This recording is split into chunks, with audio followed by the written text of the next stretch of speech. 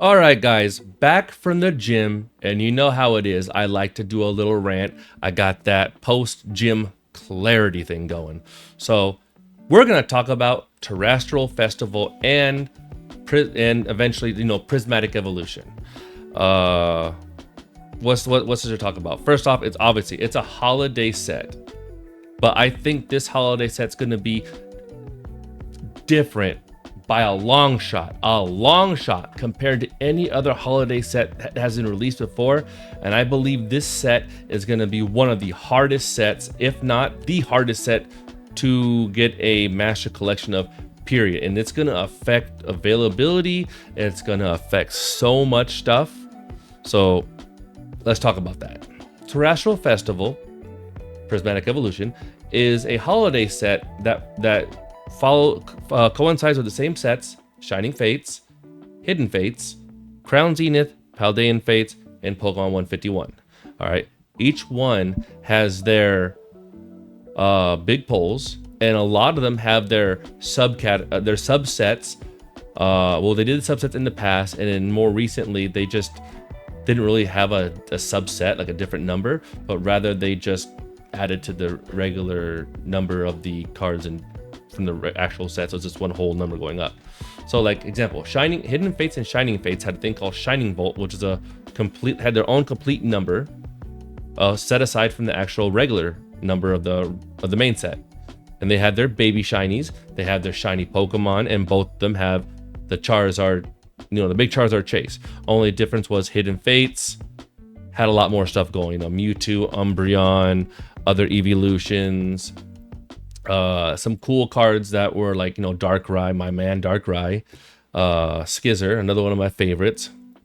And they had a lot more cards that have decent price and good chases, right? Crown Zenith, it was another set that had a subset, which you have the Crown Zenith and you had the Galarian Gallery.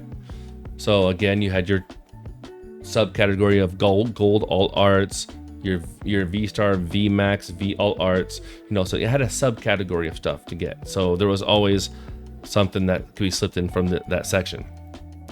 Paldean Fates and Pokemon 151, while Paldean Fates followed the Fates, the whole Fates thing, they have a shiny vault. Paldean Fates didn't have a vault, a subset. That set just continued with the regular number of the actual base, the main set itself. So Pokemon 151, kind of the same thing. There was no subset, but rather there was illustration rares and stuff. Paldean Fates had Mew, Zard. It seems like every Fate set has a Zard chase. 151 had a Zard chase too, but it's like Zard, Venusaur, Blastoise, illustration rares, the pre-evolutions of them, other illustration rares. My favorite one, Zapdos. So all these holiday sets had their subsets or had a subset-ish kind of thing, but it was just attached to the main set. So just the number, instead of going like 1 through 100 and 1 out of 30, it might go 1 through 130. Yeah, but Terrestrial Festival Prismatic Evolution is going to be much different. All right, with Prismatic Evolution, Terrestrial Festival, the SAR's higher pull rate, 1 per box, is what you're getting in Japan. And I noticed right away that's not something that's normal. Usually it's 1 special card pulled per box, and generally it would be either an alt art or it could be a full art trainer, and that was your hit, followed by possibility of a gold or a rainbow. This one, however, it seems you're guaranteed an SAR and the potential for 2 SAR or a trainer, which is completely different from before. The big chase, the one that seems to be hard to get, is actually the Master Ball.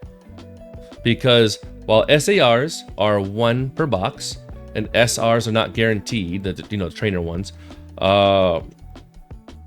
Pokeballs are like it's like a, you have your reverse holo, then you have the one with the little Pokeball in it, then you have the Master Ball in it. The Pokeball seems to be 2 or 3 per box, but the Master Ball is 1 out of every 3 boxes. Okay, There's no guarantee what it's going to be when it becomes Prismatic Evolutions in the US, but basing it on how that's going over into Japan, if we do the same thing where the Master Ball is way harder to get, this set is gonna be introduced as one of, if not the hardest set to get a whole Master Collection, possibly in all of Pokemon. The reason why is simply the Master Ball.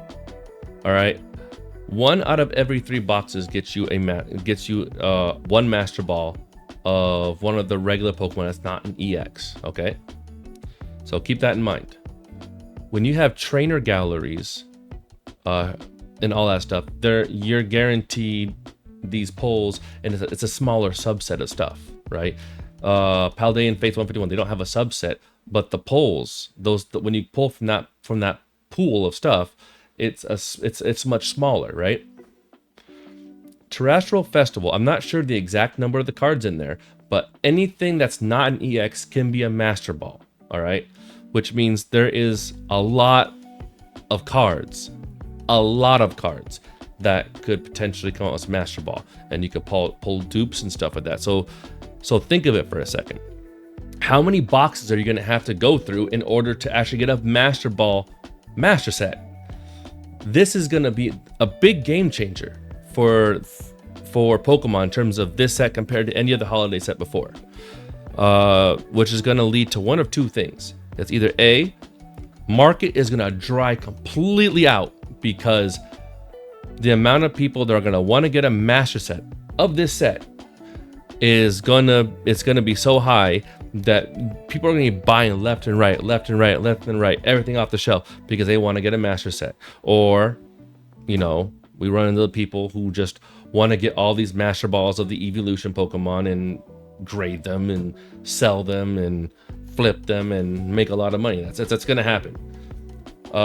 With the SARs being easier to pull the way they are, I wouldn't be surprised if this set ends up being way more expensive with the cards that aren't seeming like the big chase. So what I mean by that is, seemingly the evolution SAR cards seem like they would be the big chase, right? But if you're promised one per box but not promised a Master Ball, then there's a good chance these Master Balls could end up being the most expensive card in the Prismatic Evolution set. And it's interesting to see because we have to find out what the US release is going to do. If they do it the same way that the Japan release is going to be, it's going to be hectic as all hell. Because one or two things are going to happen. Either A, like I said,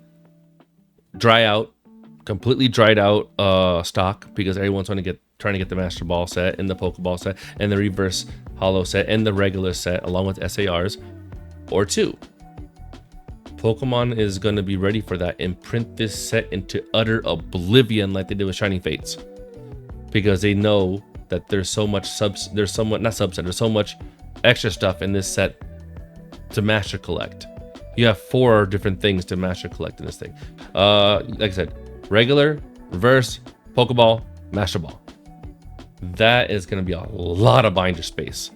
So I'm just ranting about this because I find it interesting that this is gonna be a complete game changer in how this set, or maybe even future sets, are gonna be if Pokeball and Master Balls are included in future sets. The amount of demand for this product is gonna go super high, and I'm wondering how that's gonna affect the market. I'm wondering how that's gonna affect availability of all this stuff.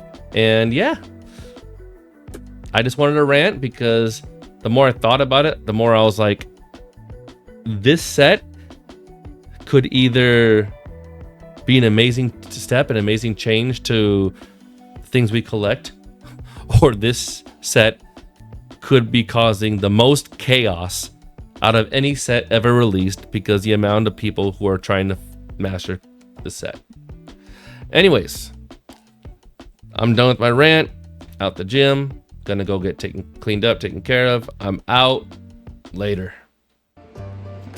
This right, Yay! Game 5.